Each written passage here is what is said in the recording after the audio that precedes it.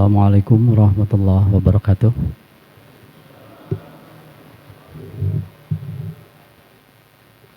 Alhamdulillahirabbil alamin. Nahmaduhu wa nasta'inuhu wa nastaghfiruh wa na'udzu billahi min syururi anfusina wa min sayyiati a'malina. May yahdihillahu fala mudhillalah wa may yudhlil fala hadiyalah. Allahumma sholli ala sayidina Muhammad wa ala alihi wa sahbihi ajmain, amma ba'du. Pertama-tama mari kita panjatkan puji syukur kehadirat Allah Subhanahu wa taala, di mana alhamdulillah kita bisa berjumpa kembali dalam keadaan sehat walafiat.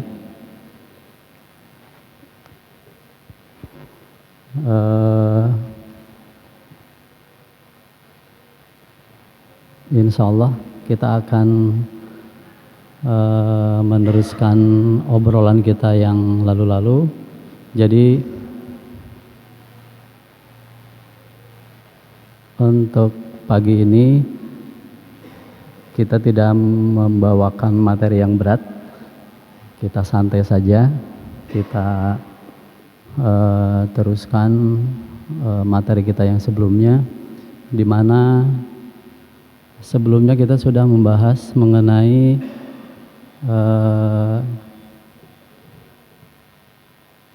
manfaat ibadah hubungannya dengan kesehatan, yaitu diantaranya adalah kita sudah membahas mengenai hijamah, bekam. Terus yang kedua adalah manfaat sholat bagi kesehatan. Yang terakhir kemarin manfaat wudhu bagi kesehatan. Dan insya Allah untuk pagi ini kita akan ngobrol mengenai manfaat zikir buat kesehatan.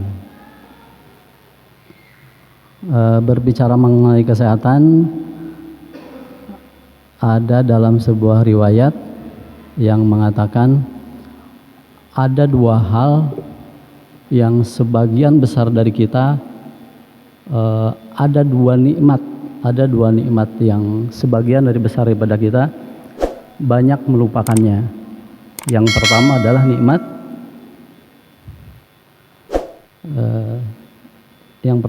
apa Ustaz? Nikmat sehat.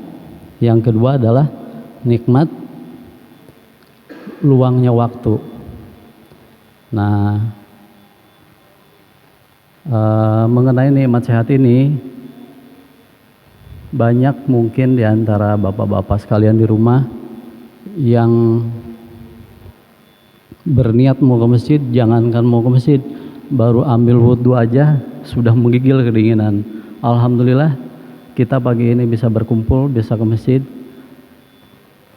karena satu hal itu adalah nikmat sehat yang Allah berikan pada kita sekalian.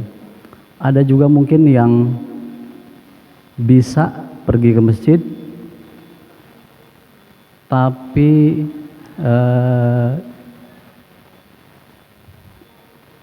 ibadahnya tidak sempurna. Misalnya bisa sholat, bisa berdiri, tapi ketika angkat tangan, tangannya sakit. Ada yang banyak keluhan seperti itu. Nah, itu yang disebut dengan frozen shoulder. Biasanya ada masalah dengan sendi di pundak. Nah, jadi jangankan untuk ngangkat tangan, baru ngangkat sedikit aja sudah sakit. Mungkin ada juga yang bisa angkat tangan, bisa takbiratul ihram, tapi tidak bisa ruku, di mana yang punya masalah dengan pinggang. Nah, yang masalah dengan pinggang ini sebenarnya banyak. Salah satunya adalah yang mengalami deformitas. Ada bapak-bapak, kalau misalnya ada yang masalah dengan pinggang, untuk mengetesnya adalah disuruh ruku. Kalau misalnya rukunya tidak sampai 90 derajat, berarti ada masalah di pinggang. Dan kalau dari pinggang itu ada saraf yang paling panjang katanya. dari tulang pinggang ke 4 ke 5 dan tulang ekor pertama sarafnya itu ke kaki. Jadi ketika ruku itu tidak bisa sampai dengan 90 derajat. Nah, itu perasaannya tertarik ke bokong, ke paha sampai ke betis. Nah, jadi kalau misalnya ada yang punya masalah di bokong, sakitnya ke paha, ke betis, masalahnya biasanya di pinggang. Nah, itu ada yang bentuk pinggangnya huruf S, menyerupai huruf S, disebutnya adalah skoliosis. Kalau misalnya ada yang pinggangnya bentuknya maju ke depan atau melenting ke belakang, namanya lordosis. Ingatnya itu, kalau berbentuk huruf S skoliosis. Kalau ke depan atau ke belakang, lordosis. Nah, nanti mungkin ada yang sanggup untuk ruku dengan sempurna, tapi ada juga yang ada masalah di lutut, sehingga ketika mau sujud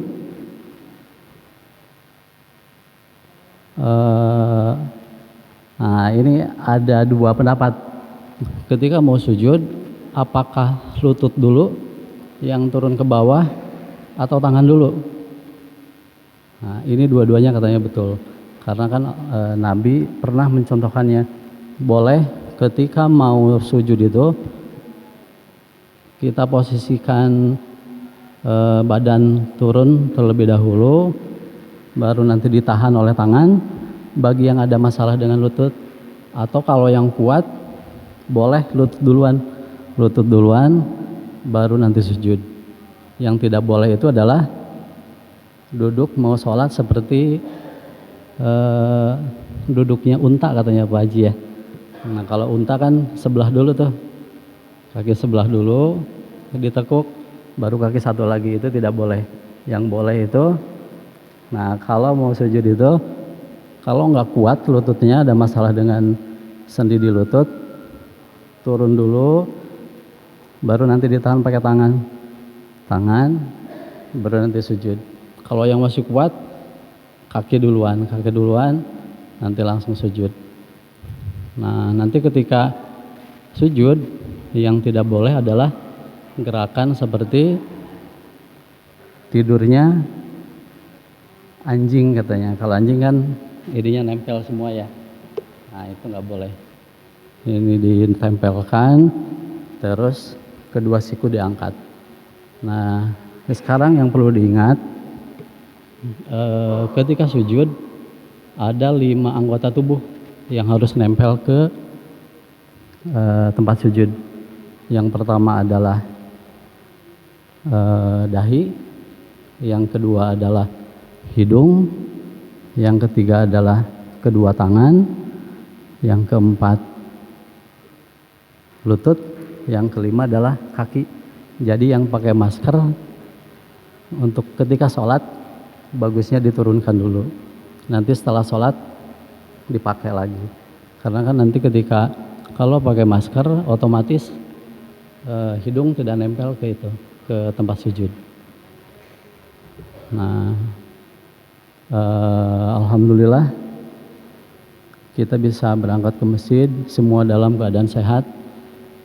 Itu adalah salah satu nikmat yang Allah berikan, yang kebanyakan dari kita banyak melupakannya. Biasanya ada nikmat-nikmat tertentu yang baru kita merasakan nikmatnya itu setelah kehilangan. Misalnya kita menikmati punya gigi setelah kita merasa sakit gigi. Nah, atau juga kita menikmati sehat ketika kita kehilangan sehat itu sendiri. Ada mungkin beberapa orang di antara kita, Pak Anda ya baru sembuh ya, jangankan untuk aktivitas, baru ngambil wudhu aja bisa menggigil. Nah, kita alhamdulillah bisa berangkat ke masjid, bisa sholat berjamaah, bisa mengambil keutamaan sholat berjamaah di masjid. eh, perlu kita syukuri, perlu kita dan untuk yang sehat perlu juga kita untuk mendoakan bapak-bapak, ibu-ibu sekalian yang sakit, saudara kita sekalian. Nah, kita lanjutkan ke pembicaraan kita yang tadi mengenai manfaat zikir buat kesehatan. Zikir itu menurut para ulama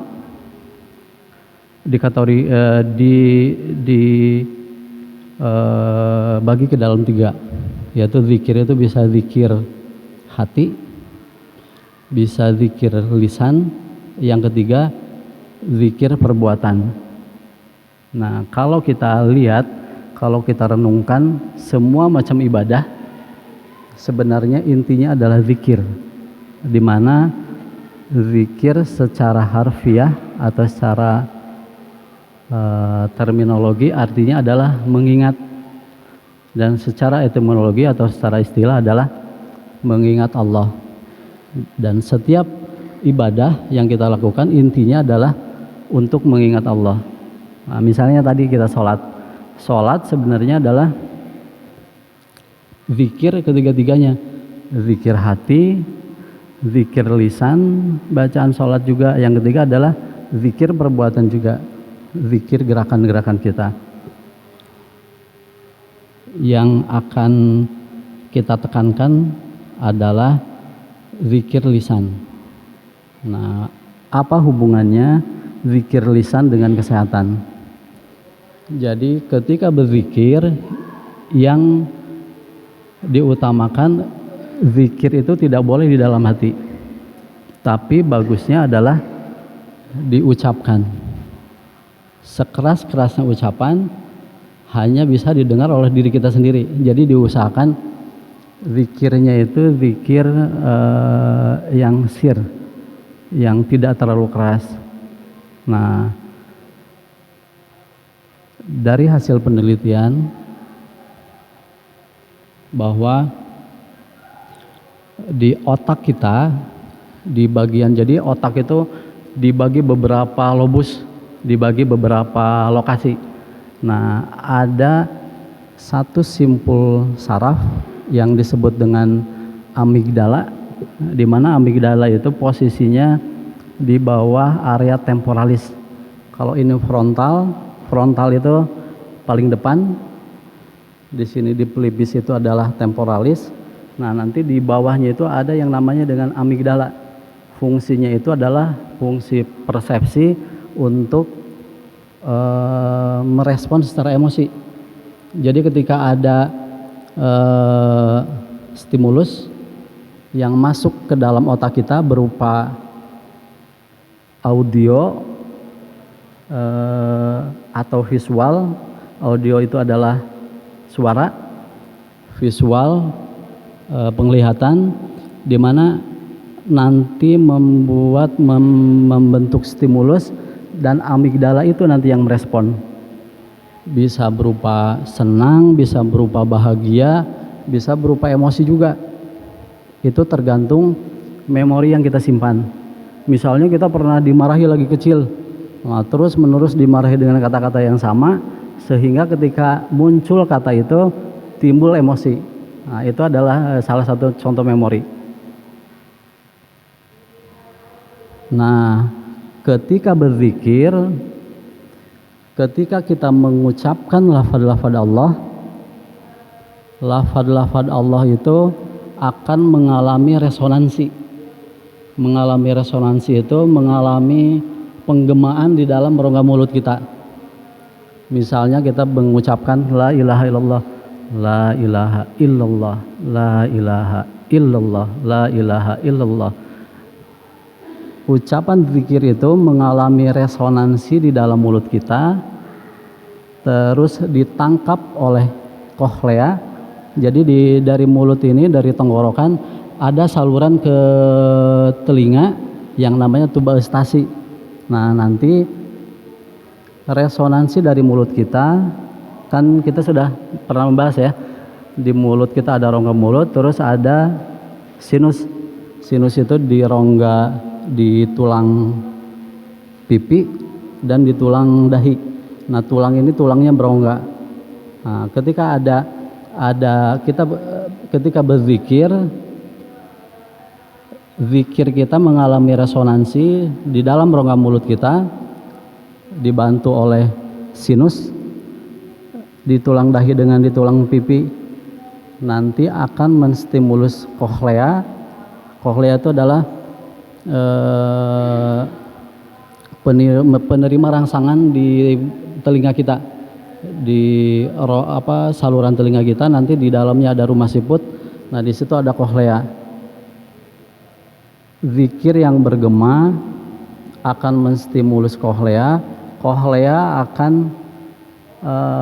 memberikan sinyal ke otak kita. Nah, dari otak kita nanti dimunculkan respon yang berbeda-beda. Di antaranya adalah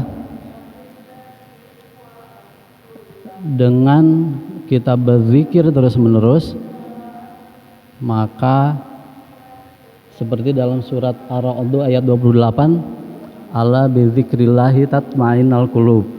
Jadi dengan berzikir akan timbul ketenangan di dalam hati kita. Nah, itu manfaatnya dari segi kesehatan, dari segi manfaat yang kita dapatkan dengan berzikir, diantaranya itu. Jadi zikir yang kita ucapkan terus-menerus, satu, membuat kita menjadi tenang, menjadi tentram, terus akan menstimulus otak kita sehingga otak kita berkembang lebih bagus. Otak kita itu volumenya itu 1 kilogram, antara 1 kilogram sampai dengan 2 kilogram, 1100 gram sampai dengan 2000 gram. Nah, di dalam otak kita itu yang volumenya hanya 1 gram itu terdapat 100 miliar neuron, 100 miliar sel saraf, di mana dari 100 miliar sel saraf itu hanya 20 sampai dengan 30% yang kita pakai. Orang yang paling jenius sekalipun yang kita pakai itu hanya 20 sampai dengan 30%. Jadi kita punya potensi untuk mengembangkan kecerdasan kita dalam keadaan otak terbatas sekalipun. Jadi jangan aneh kalau misalnya orang dengan retardasi mental tapi bisa hafal Al-Quran. Kayaknya kita harus banyak merenungkan, orang yang dengan retardasi mental saja bisa hafal Al-Quran, apalagi kita.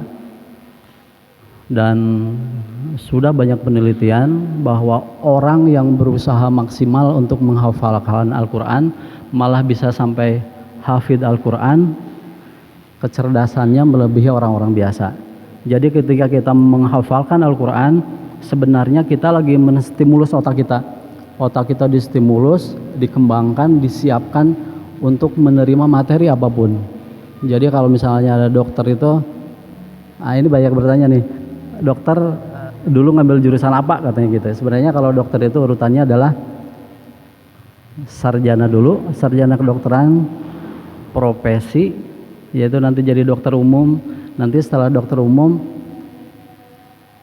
ada yang ngambil spesialis, ada dalam, ada kebidanan, ada saraf, ada mata. Nah, nanti setelah itu ada sub spesialis lagi, misalnya onkologi, paru-paru, endokrinologi. Nah, kalau kita mau mengembangkan otak kita secara maksimal sampai sub spesialis sekalipun, sebenarnya kita mampu. Cuman mau atau tidak sebenarnya. Nah, kita yang sudah diajarkan untuk selalu berzikir melalui ibadah-ibadah kita, punya potensi untuk mengembangkan kecerdasan kita melebihi dari orang-orang di luar kita. Dan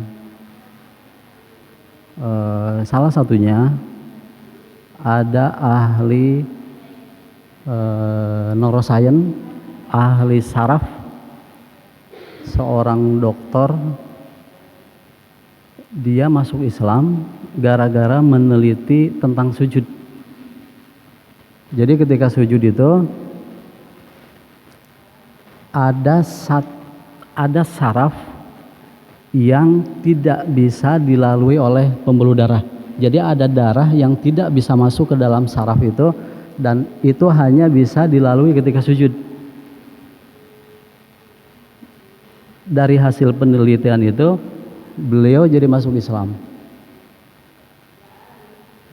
Menurut Profesor Hembing, darah yang masuk ke dalam otak kita itu hanya 20%, karena letak jantung kita kan di bawah. Letak jantung di bawah, sedangkan otak kita di atas. Jadi darah yang masuk ke otak kita itu hanya 20%, dan bisa mencapai 100% hanya dalam keadaan sujud.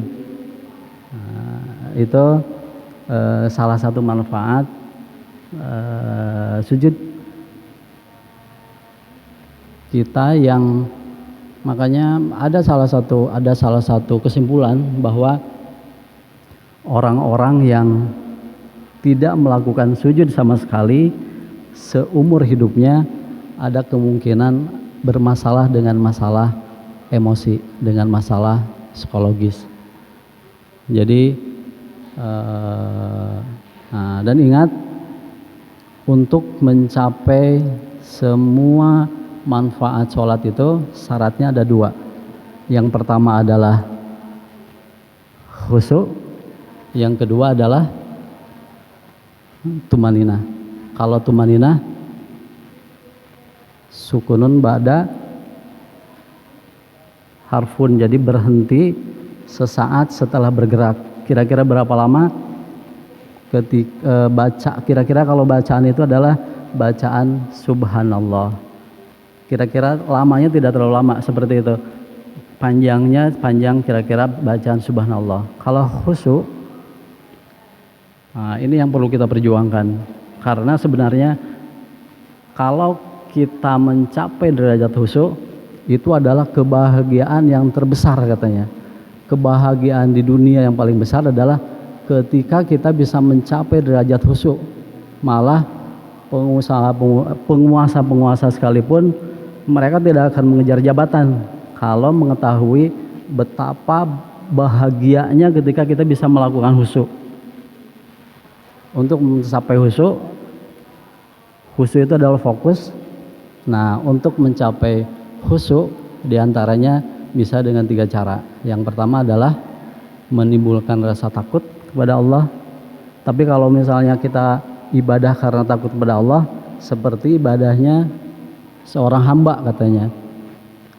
Terus yang kedua adalah menimbulkan harapan. Jadi kita punya harapan apa nih dengan Allah?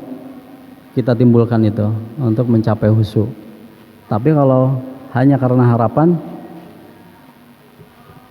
khusyuknya nanti seperti tukang dagang katanya. Jadi kita khusyuk itu hanya karena mengharapkan sesuatu. Yang ketiga yang paling bagus adalah lihubbillah, khusyuk karena cinta kepada Allah. Nah, untuk mencapai derajat khusyuk ini, Syekh Sulaiman melatihnya dengan 5 cara.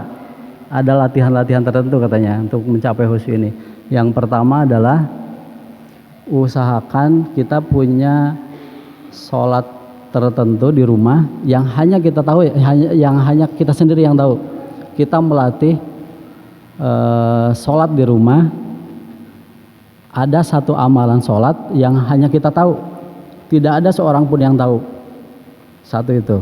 Terus yang kedua, sebelum sholat wajib, usahakan kita sholat sunat rawatib dulu 2 rakaat, bisa di rumah ataupun di masjid. Terus yang ketiga, kita memahami makna dari setiap bacaan kita. Kadang-kadang kita karena otomatis bacaan sudah lupa, misalnya nih sholat di sini sudah otomatis tuh sholat duhur, tahu-tahu udah 4 rakaat aja. Nah itu karena ketidakhusyuan tadi. Yang ketiga memahami maknanya. Yang keempat adalah kita suatu saat nanti akan dihadapkan dengan Allah. Dan anggaplah sholat kita adalah lagi berhadapan dengan Allah. Yang kelima, setan akan selalu berusaha masuk ke dalam diri kita. Jadi apa minat kita? Misalnya minat kita adalah ilmu pengetahuan. Makanya ketika sholat yang di sini itu udah masalah pengetahuan. Apa yang kita pikirkan? Kalau misalnya lagi skripsi nih, mungkin ingat skripsi lah, ingat lagi ujian lah, ingat lagi apalah. Kalau yang sukanya bola, ingatnya ke bola terus. Kalau yang sukanya masak, ingatnya ke masak terus. Setan akan berusaha untuk masuk ke dalam pikiran kita dengan berbagai macam cara. Nah, caranya adalah ketika kita mengingat sesuatu, kita kembalikan lagi nanti ke nol. Jadi berusaha terus. Jadi khusyuk itu adalah usaha yang tiada henti dari waktu ke waktu sampai mungkin nanti dengan berjalannya waktu baru akan menikmati khusyuk itu seperti apa. Itu saja obrolan kita pagi ini.